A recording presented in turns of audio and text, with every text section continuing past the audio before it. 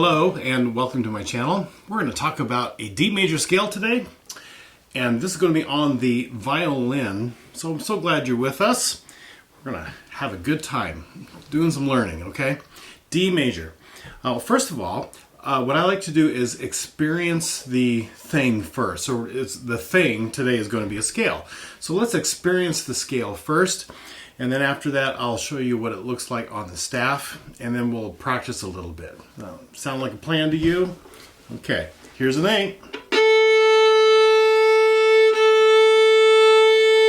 So you need to make sure you're in tune. There's the A. Now,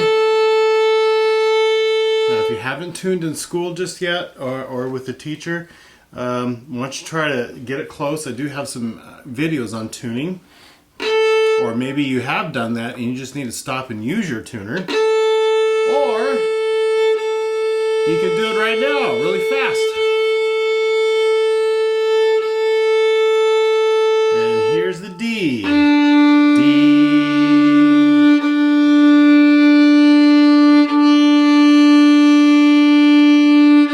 There you go. All right, D major scales. So, why scales? Well, they're important for two reasons. The first is scales help us learn key signatures, and those key signatures shape our hands as a string player, and they make me do specific things. So key of D is going to make me play a hand frame that looks like this on the D string and looks like that on the A string. And it changes on the string that I'm in, but right now that's all we have to worry about. So that's one reason. It helps us, in other words, another way to think about it is it helps us learn our geography really, really well, okay? The second reason is, well, I should say geography and the spaces, because you start to get it in your ear a little bit, and you learn how far apart a whole step is, and how far apart a half step is, and those kinds of things, okay? So that's what it really does on that side. For the left side issues. And then for a right side issue, once you learn a scale and you know them really well, then what's really helpful is to put some different rhythm patterns to them. And that, because you don't have to think about the left side, and you can work on that, and then you can do some things on the right side. And so that's what we're going to do today, all right? D major has two sharps. And first one is F sharp, and the second one is C sharp. I'm going to show that to you in just a minute in the music. But that's what you need to know as we go through it. So we're going to play each of these notes. So the first one, obviously, of a D major scale is going to be D. I used to like to tell people, look, if my scale is alligator scale, it's going to be an alligator. Very first note's an alligator. If it's a hippo scale, very first note is a hippo. Okay, monkey scale, first one is going to be a monkey. That's how it works. D major scale, the very first note is going to be D. Okay, all right, here's D. The second note is going to be an E. It's really important you listen and you figure that out. You know, when we're tuning our instrument, it's an issue of my string being too tight or too loose. If it's too tight, the pitch goes up.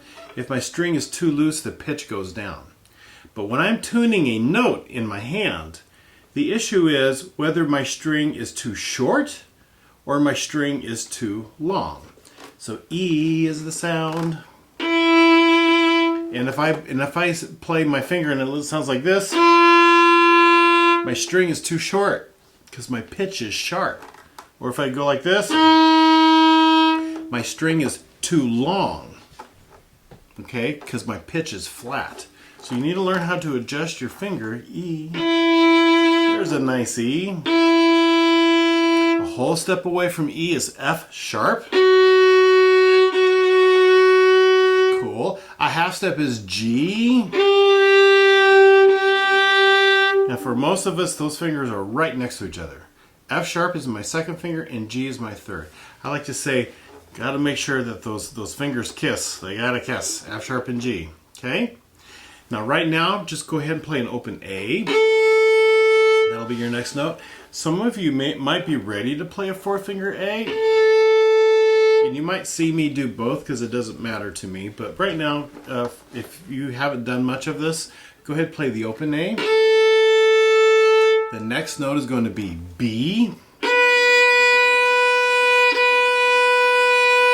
Okay, and now my next note is going to be C sharp. And then my last note is D. So you play all those with me, right? And they were in tune, right? At least you wiggled and got them in tune. All right, let's do half notes very, very slowly, okay? 2, here we go, and...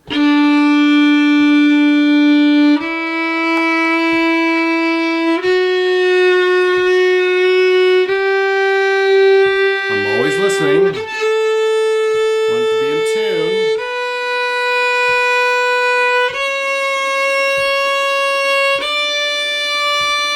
I like to repeat the note.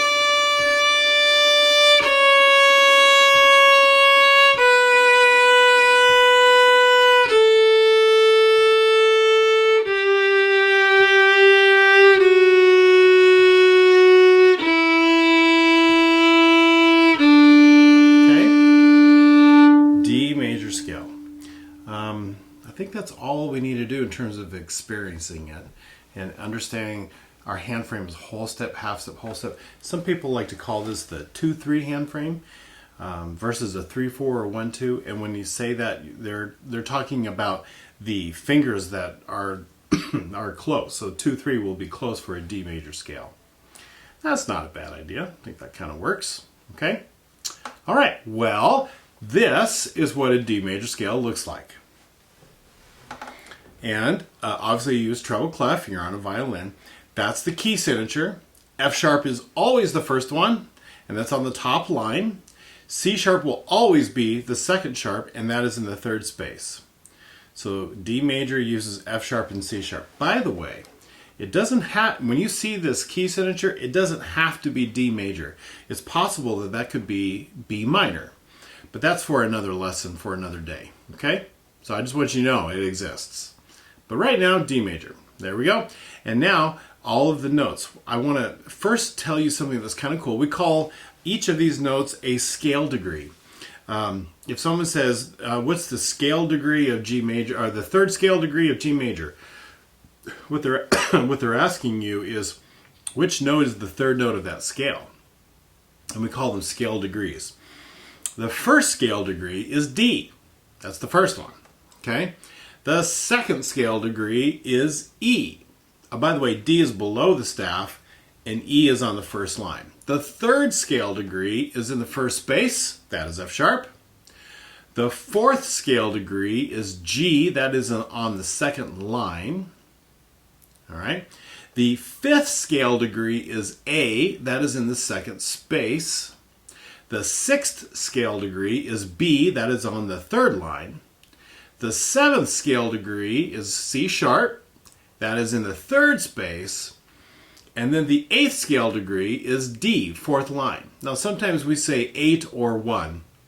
If we're doing more than one octave, we would hit that, we would set 7, then we would start over again. So 1, 2, 3, 4, 5, 6, 7, and then start over again, okay? So 8 or 1, doesn't matter. It's the same note name. It is an octave above where you started, but we would still call that 1 or call it 8, okay? All right, so those are all of the notes. This time, let's play through the scale and watching the scale degrees here, okay? And looking at your music. Ready, half notes. Ready, go, and...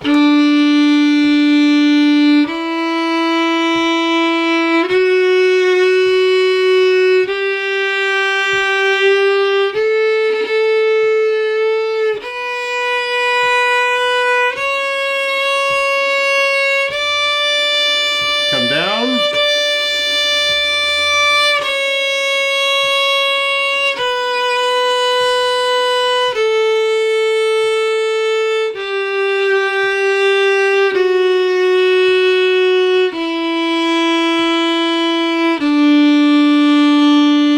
Okay, that was half notes. By the way, I don't have rhythm on this, so there's no time signature. And the reason for that is because I want to be able to tinker with this a little bit. Okay, so first tinker, let's do quarter notes. And we count them by saying ta, ta, ta. Okay, here we go. Ready, quarter notes. Ta, ta.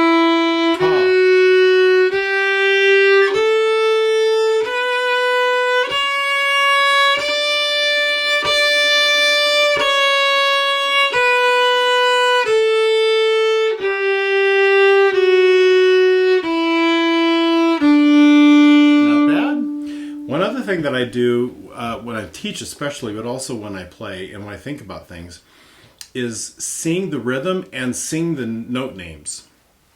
So note names would be D, E. Now, when it comes to F sharp, I say fis, G, fis, F-I-S, fis. That is the German word for F sharp. And by the way, cis is the German word for C sharp.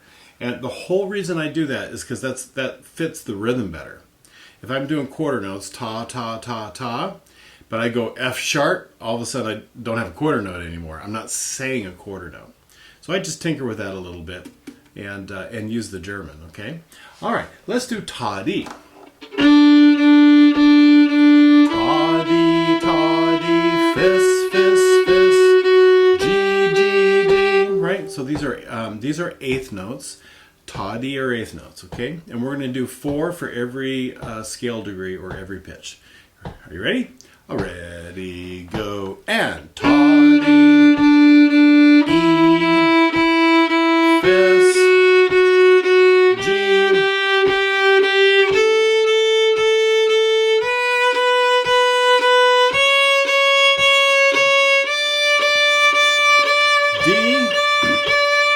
cis, B,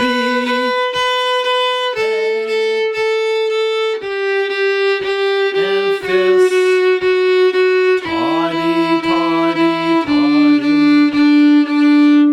Okay? All right, Takadimi is a set of sixteenths. Takadimi, takadimi, takadimi, takadimi. Let's try that. Ready, go, and takadimi, takadimi.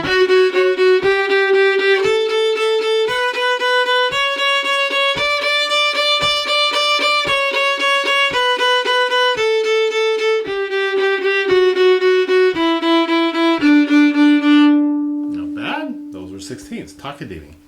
All right, and you can mix eighth notes and sixteenths. Let's do ta-dimi. Ta-dimi, ta-dimi, ta-dimi, ta-dimi. I want to talk about this one though. Watch my bow.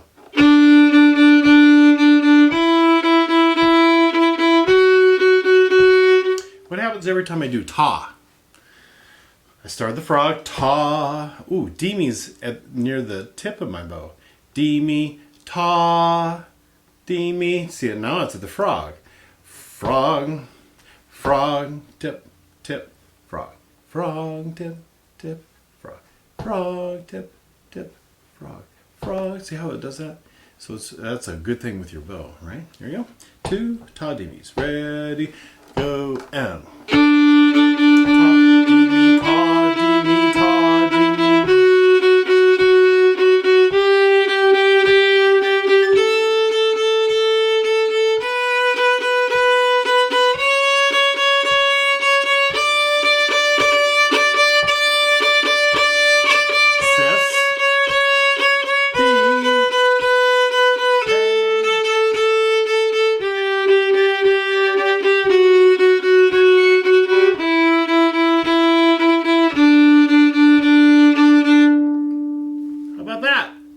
D major scale. We worked on our left side and how the key signature shapes our hand, and we went through and played it that way. Then we worked on our right side after we learned our left side, and we did some bowings and rhythms to go with that, okay? Oh, I'm so glad you met with me. Oh, you're doing great. Doing absolutely great. Stick with this. I can help you with many, many more things. It would be great for you to watch the video again, and then what you can do in the show notes, go straight to something like maybe just the rhythms. You just want to work on the rhythms. Maybe you need an explanation of the key signature again. You can do that, all right? As always, if you like these videos, you can hit subscribe. You can go to my website and find them all organized with all the different things that I've got on there, okay? All right. I will see you on the next video.